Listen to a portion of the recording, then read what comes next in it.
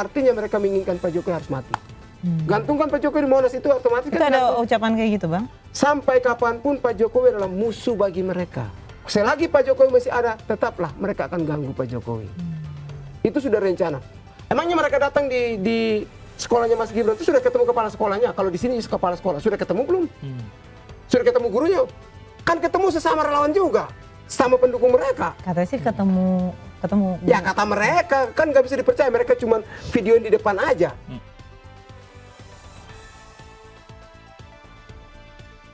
Kenapa Pak Jokowi lagi? Kenapa Pak Jokowi yang diserang oleh orang-orang yang kalah pilpres? Organisasinya dibubarkan. Yang kemarin baru menteri dipecat. Ada yang panglima dipecat. Ada yang minta jabatan tidak dikasih. Orang-orang ini yang berkumpul jadi satu tim. Mereka sakit hati melampiaskan ke Pak Jokowi. Dan tadi kan saya sudah bilang bahwa sampai kapanpun Pak Jokowi adalah musuh bagi mereka. Maka itu selagi Pak Jokowi masih ada, tetaplah mereka akan ganggu Pak Jokowi. Itu sudah rencana. Waktu saya gabung nanti mereka, kita mau ingin mengadili Pak Jokowi, ada beberapa kata yang keluar. Adilikan Pak Jokowi, penjarakan Pak Jokowi, terakhir gantungkan Jokowi di Monas. Artinya mereka menginginkan Pak Jokowi harus mati. Gantungkan Pak Jokowi di Monas itu otomatis Itu ada ucapan kayak gitu, Bang? Yes! Saya kan pernah bersama itu loh, apa? Mereka memang menginginkan Pak Jokowi harus buktikan baru selesai kan. Tapi Pak Jokowi sendiri berharap harus terjadi di pengadilan. Disinilah Om Roy Suryo mereka ini tetap terus. Pertama kali Pak Jokowi belum melakukan perlawanan, mereka mainkan terus isu ini. Giliran Pak Jokowi melakukan perlawanan, sudah melaporkan dan sudah ditersangkakan, mereka mencari alasan lagi. Cara itu adalah cara untuk meyakinkan ke publik yang belum percaya pada Pak Jokowi.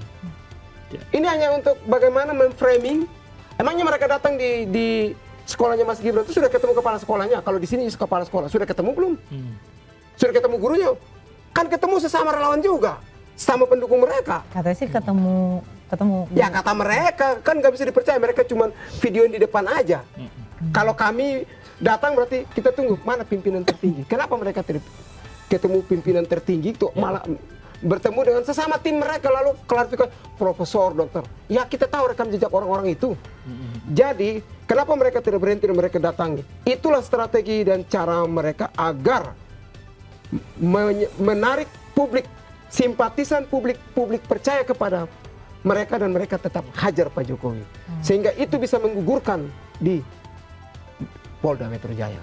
Oke, Bang, saya ini penasaran ya. Sebenarnya keluarga Pak Jokowi sendiri terganggu nggak sih dengan isu ini ya? Karena kan kalau kita lihat kayak adem-adem aja, masa iya nggak terganggu gitu kan? Nah, kenapa kalau memang seandainya terganggu, kenapa nggak tinggal dikasih lihat, lalu dibuktikan ini asli? Nah, kita bisa tuntut balik tuh orang-orang yang bilang kalau itu palsu gitu. Maksudnya kenapa nggak dipercepat aja penyelesaiannya gitu? Nah, atau memang nggak terganggu gitu kan? kalau keluarga Jokowi pasti kalau istri perempuan ya, dengar suaminya itu pasti terganggu banget.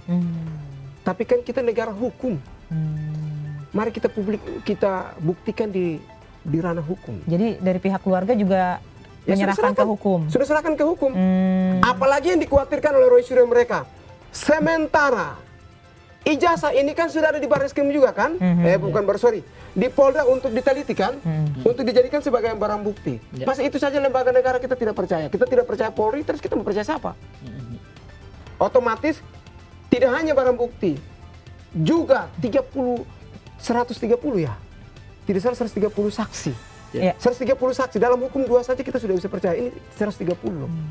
Itu kita tidak percaya.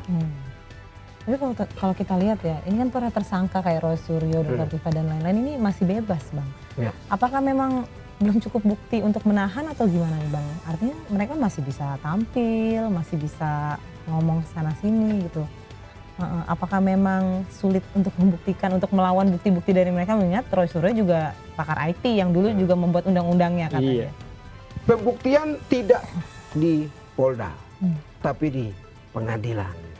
Di situ kita akan berdebat mana yang punya bukti. Di pengadilan lah. Terkait dengan mereka berkeliaran kan, orang itu ditahan apabila satu melarikan diri. Berarti nggak ada indikasi mereka akan melarikan diri? Kan masih ada di Indonesia kan? Oke, berarti sepercaya itu polisi ya? dengan Yang mereka. kedua, jangan-jangan di balik mereka ini ada orang-orang ordal yang melindungi. Ini saya kan tidak mau berdasarkan informasi yang bermedia sosial kalau saya belum tahu secara langsung. Dalam artian, bisa jadi ada orang-orang yang melindungi agar meredam persoalan ini, dia dibebaskan saja. Sehingga mereka menjadi semakin jahat, masuk di media sosial, masuk di TV, lalu terus bersuara. Pak Jokowi kan biarin aja. Pak Jokowi tetap tunggu pengadilan.